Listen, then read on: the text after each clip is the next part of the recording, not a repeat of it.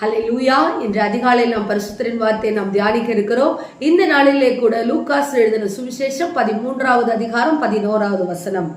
அப்பொழுது 18 வருஷமாய் பலவீனப்படுத்தும் ஆவியை கொண்ட ஒரு ஸ்திரீ அங்கே இருந்தால், அவள் எவ்வளவும் நிமிரக்கூடாத கூனியாயிருந்தாள்.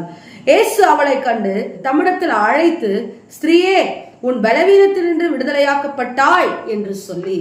ஆம் தேவஜனமே, எத்தனை வருடங்கள், 1 வருடம் 2 வருடம் அல்ல, 18 வருஷமாய் கூனியாய் இருந்த ஒரு மகளை கர்த்தர் சுகமாக்குறதை நாம் பார்க்கிறோம். ஒரு பெண்ணை கர்த்தர் சுகமாக்குகிறதை பார்க்கிறோம். எங்கே சுகமாக்கினார்? ஜெப ஆலயத்திலே.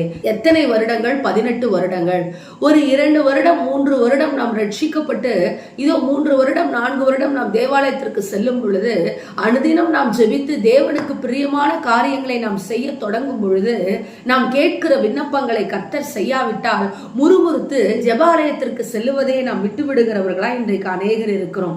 ஆனால் பாருங்கள், இந்த கூனியின் இடத்திலே அவள் கூனியாய் இருக்கிறாள். ஆனால் எவ்வளவு சிரமத்தோடு அவள் நடந்து வர வேண்டும். அவள் முதுகிலே ஒரு சுமையை அவள் சுமந்து கொண்டுதான் அவள் வர வேண்டும். அப்படிப்பட்ட கூனி 18 வருடமாக அவள் கூனியாய் இருக்கிறாள். ஆனால் ஜெபாலயத்தை விட்டு நீங்கவே இல்லை. ஜெபாலயத்தை விட்டு நீங்கவே இல்லை. இயேசு அந்த கூனியை சுகமாக்குவதற்காக தான் அன்றைய தினத்திலே ஜெபாலயத்திற்கு சென்றார். ஆம் தேவ ஜனமே, இன்றைக்கும் உங்கள் வாழ்க்கையிலே அநேக பலவீனங்கள் இருக்கலாம், அநேக சுகவீனங்கள் இருக்கலாம்.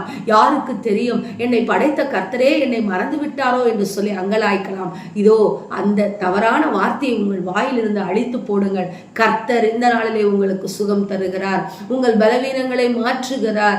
உங்களை அவர் தமக்கு சொந்தமாக தெரிந்து கொண்டபடியினாலே உங்களை தேடி வந்து அவர் ஆசீர்வதிக்கிற தேவன். எப்படி 18 வருடம் இவள் இருக்கிறார் என்று சொல்லி கர்த்தர் தேடி போனாரோ ஜெபாலயத்திற்கு, அதே போல இந்த நாளிலே உங்களையும் அவர் அழைத்து சொல்லுகிறார்.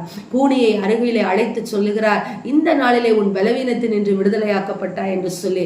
உங்களை எதெல்லாம் பலம் ஈன பண்ணுகிறதோ, உங்களை எதெல்லாம் அமுக்குகிறதோ, உங்களை எதெல்லாம் கூனி அடைய செய்கிறதோ, உங்களை எதெல்லாம் குறுக செய்கிறதோ, அந்த காரியத்திலே இந்த நாளிலே கர்த்தர் விடுதலை கொடுக்கிறார். கவலைப்படாதிருங்கள்.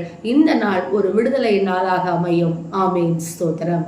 எங்களை நேசிக்கிற எங்கள் நல்ல தகப்பனே, இந்த நாளிலே நாங்கள் கேட்ட வார்த்தையின் பிரகாரமாக ராஜா, உன் பலவீனத்தினின்று விடுதலையாக்கப்பட்டா என்று சொல்லி கூனிக்கு சொன்ன அதே வார்த்தையை நீர் எங்களுக்கும் சொல்லுகிறீர் என்று சொல்லி அப்பா, இந்த நாளை நாங்கள் விசுவாசத்தோடு தொடங்குகிறோம். எங்கள் பலவீனங்கள் எல்லாம் மாறி எங்களுக்கு பலம் உண்டானதற்காக ஸ்தோத்திரம் என்று சொல்லுகிறோம். எங்களை நிமிர்ந்து நடக்க பண்ணுகிற தேவனாகிய கர்த்தாவே உமக்கு ஸ்தோத்திரம் என்று சொல்லி இந்த நாளை தொடங்குகிறோம். நல்ல பிதாவே, ஆமென். Praise the Lord. ஹல்லேலூயா.